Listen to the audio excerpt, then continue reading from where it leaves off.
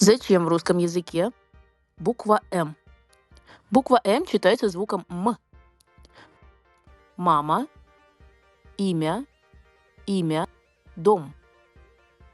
Буква «М» читается твердо «м», но перед звуками «я», «ю», «е», «ё» и читается мягко. Мяч, матч. Попробуйте прочитать самостоятельно. Попробуйте мюсли с молоком. Оставьте свои собственные примеры с буквой «М» в комментариях. Ну а я надеюсь, теперь вы знаете,